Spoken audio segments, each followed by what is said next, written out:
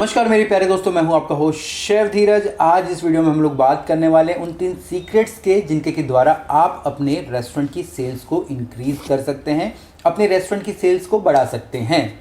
आप बोल सकते हैं सेल्स एक टूल है या सेल्स एक ऐसा तरीका है जिसके के द्वारा ही आपकी जो सारी प्रॉब्लम्स है रेस्टोरेंट की वो ख़त्म होंगी, या दूसरे शब्दों में बोलें सिर्फ सेल्स के द्वारा। क्योंकि जब सेल्स होती है आपके पास पैसा आता है और आप उस पैसे का यूज़ करके अच्छे इक्विपमेंट ले सकते हैं, स्टाफ की सैलरीज बढ़ा सकते हैं, नए इक्विपमेंट पे खर्च कर सकते हैं, किचन को ऑटोमेट कर सकते हैं, नए स्टाफ को हायर कर सकते हैं, एक्सपेंशन कर सकते हैं। पर ये सारी चीज़ें तभी होंगी जब आपकी सेल्स ग्रो होंगी।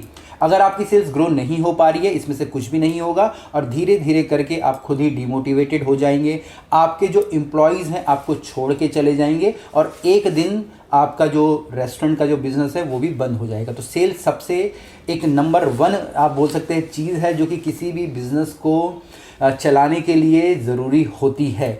इस वीडियो में हम लोग यहाँ पे 3 सीक्रेट्स के बारे में बात करने वाले हैं जो कि आपको तैयार करेंगी अपनी सेल्स को ग्रो करने के लिए। इस समय इंडिया के अंदर हर 1 घंटे में एक रेस्टोरेंट खुलता है। जी हाँ, एक दिन की बात नहीं कर रहे, हर 1 घंटे में एक रेस्टोरेंट खुलता है। इतनी मात्रा में रेस्टोरेंट या क्लाउड किचन या किसी भी प्रकार का फूड बिजनेस खुलते हैं, पर उनमें से अधिकतर साल भर से पहले ही बंद हो जाते हैं। मेन रीज़न यही होता है कि हम उन्हें चला नहीं पाते हैं, हमें सेल्स नहीं होती है, कस्टमर हमारे पास नहीं आते हैं, हमें कहीं से अप्रिशिएशन नहीं मिलता है, कस्टमर को खाना पसंद नहीं आता है और बिज़नेस लास्ट में साल भर में ही बंद हो जाता है। तो इन चीज़ों का आपको ध्यान रखना है। और बाकी जैसे कि मैंने आपको बताया 3 जो सीक्रेट्स हैं मैं आपको बताने वाला हूँ। सबसे पहला जो सीक्रेट है, नेवर स्टॉप मार्केटिंग। आपको कभी भी अपने रेस्टोरेंट की मार्केटिंग को बंद नहीं करना है। ये एक तरीके का हम लोगों को लगता है ये एक्सपेंस है, खर्चा है, पर ये खर्चा तो है, पर इस खर्चे को करने के बाद ही आपके पास बिज़नेस आएगा। अगर आप अपनी मार्केटिंग पे इन्वेस्ट नहीं करेंगे कभी भी आपके पास बिज़नेस नहीं आएगा, या जिस मात्रा में आपने पैसा खर्च करा है अपने स्टार्टअप के लिए उस मात्रा में आपकी सेल्स नहीं होगी, आपके पास कस्टमर नहीं आएंगे। इस सेगमेंट के अंदर, मार्केटिंग के अंदर आप लोग को अपना एक बजट सेट करके रखना पड़ता है कि भाई मुझे 5,000 रुपये पर मंथ खर्च करने हैं, मुझे 20,000 रुपये, मुझे 50,000 रुपये, डिपेंड करता है कि आपकी कितनी कैपेसिटी है अपनी मार्केटिंग बजट की। इसके अंदर आप लोग पैम्पलेट्स बांट सकते हैं, और जब आप लोग अपने पैम्पलेट्स बांट रहे हैं या डिजिटल या फिजिकल मार्केटिंग कर रहे हैं, इंस्टाग्राम में, फेसबुक पे बहुत सारी चीज़ें आपके हो मार्केटिंग के बारे में हो जाती है। उसके लिए सेपरेट वीडियोस भी हैं, आप उनको देखेंगे तो आपको और नॉलेज मिलेगा। पर कहने का मेरा मतलब है कभी भी आपको अपनी मार्केटिंग को नहीं रोकना है।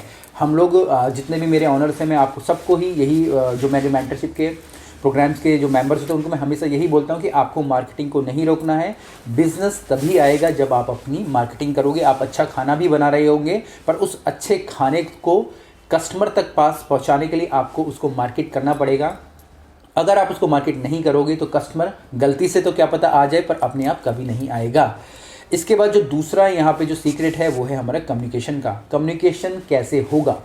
आपके पास एक बार कस्टमर आता है तो आपको हमेशा उसका डाटा कलेक्ट करके रखना है। यहाँ पे आप लोग ईमेल का सहारा ले सकते हैं। जब आपके पास डेटा आ जाता है उसके बाद आप न्यूज़लेटर उनको भेज सकते हैं, उसके बाद आपको पोस्ट कार्ड उनको भेज सकते हैं। यहाँ पे आपको एक लिस्ट बिल्ड करनी पड़ेगी, कस्टमर की लिस्ट बिल्ड करनी पड़ेगी, और फिर आप उसको चैनलाइज करके अलग अलग तरीके से कस्टमर के साथ कम्युनिकेट कर सकते हैं।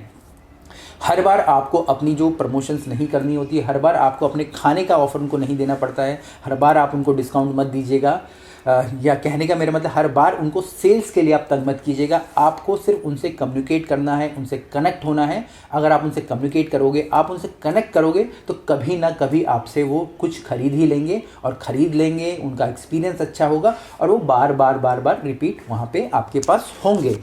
तीसरा यहाँ पर होता है कस्टमर के माइंडसेट को पढ़ना। एक समय था या अभी भी है कि भाई हम लोग बोलते हैं जो हमारे जो एम्प्लॉयज़ होते हैं हमें उन्हें अप्रिशिएट करना चाहिए ताकि वो हमारे पास रुके रहें, हमारे पास से जॉब छोड़ के ना जाएं। पर वहीं अब एक कस्टमर भी चाहता है कि भाई जो भी और वो जहाँ भी जिस भी रेस्टोरेंट के पास जा रहे हैं तो वो रेस्टोरेंट भी उनको अप्रिशिएट करे, अगर वो कहीं पे अपना फीडबैक दे रहे हैं तो उस फीडबैक को पब्लिश किया जाए। यहाँ ऐसा भी है, उनको भी आजकल कस्टमर को भी पब्लिसिटी चाहिए, सिर्फ आजकल सिर्फ रेस्टोरेंट और एम्प्लॉय को पब्लिसिटी नहीं चाहिए।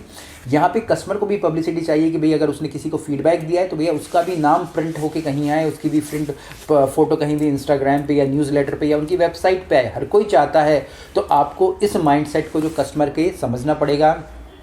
यहाँ पे कुछ और भी चीज़ें मैं डालना चाहूँगा इसके अंदर, कस्टमर माइंडसेट के अंदर आपको उनको ट्रीट करना चाहिए। ट्रीट का मतलब है बर्थडे आ रहे हैं, उनकी एनिवर्सरी आ रही है, आपकी न्यूज़लेटर उनके पास जा रहे हैं, ईमेल्स आपके उनके पास जा रहे हैं, एसएमएस जा रहे हैं, तो आप उनको ट्रीट के लिए बुलाइए वहाँ से, तो उससे भी कस्टमर आपसे कनेक्ट होते हैं।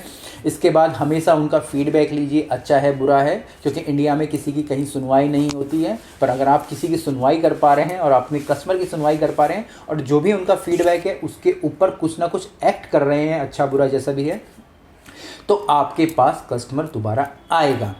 इसके बाद है आपको गेस्ट के इवेंट करने चाहिए। गेस्ट इवेंट करने का मतलब है कि कोई आपके कस्टमर बहुत ही अच्छे हैं, बहुत अच्छा पैसा वो आपके रेस्टोरेंट पे आके खर्च करते हैं, तो आपकी भी रिस्पॉन्सिबिलिटी बनती है कि भाई कम से कम साल में एक बार आप अपने पैसों से उनको कुछ खिलाएं। या आप बोल सकते हैं कि आप कोई एक मंथ सेलिब्रेट कर सकते हैं। हो सकता है कि जिस दिन आपने आपके रेस्टोरेंट की शुरुआत करी हो उसको अपना एक फाउंडेशन डे बना के गेस्ट को आप ट्रीट कर सकते हैं। जो हाई पेइंग गेस्ट है उनको बुला के फ्री में ट्रीट कर सकते हैं, पर उनके लिए वो एक फ्री ट्रीट आपके लिए पूरे महीने भर के लिए और पूरे साल भर के लिए बिजनेस आपको दे देगी। तो इस बात का आपको ध्यान रखना है। इसके बाद जब भी वो आपके पास आ रहे हैं उनको थैंक्स बोलना ना भूलिए। एसएमएस के द्वारा थैंक्स हो सकता है, व्हाट्सएप के द्वारा थैंक्स हो सकता है, न्यूज़लेटर के द्वारा थैंक्स हो सकता है। और जब आप ये सारी चीज़ें करेंगे तो कस्टमर आपसे बंधा रहेगा, और कस्टमर आपसे बंधा रहेगा तो क्या होगा, आपके पास फिर से सेल्स आपके पास होगी, सेल्स होगी, आपके पास रेवेन्यू जनरेट होगा, आपके पास पैसा जनरेट होगा, आपके पास पैसा जनरेट होगा तो आप अपने एम्प्लॉयज़ के ऊपर खर्च कर पाएंगे, अपने रेस्टोरेंट को अपग्रेड कर पाएंगे, अपने इक्विपमेंट्स के ऊपर पैसा खर्च कर पाएंगे, और ये पूरा का पूरा यहाँ पे एक सर्कल चलता रहेगा। तो यही 3 चीज़ें हैं, नेवर स्टॉप मार्केटिंग, कम्युनिकेशन आपके गेस्ट के साथ, और तीसरा यहाँ कस्टमर के माइंडसेट को पढ़ना। जब आप इस तीनों सर्कल को या इन तीनों चीज़ों को एक पूरे सर्कल में घुमाएंगे तो आप देखेंगे सेल्स आपकी ग्रो होने लग गई है। उम्मीद करता हूँ आपको वीडियो अच्छी लगी होगी और आप भी सेल्स का जो फंडा है उसे समझ पाए होंगे। कुछ भी क्वेश्चंस हो, कमेंट्स हो, नीचे लिखिएगा, व्हाट्सएप पे कांटेक्ट कीजिएगा। फिर मिलेंगे एक नए वीडियो में, तब तक के लिए जय हिंद।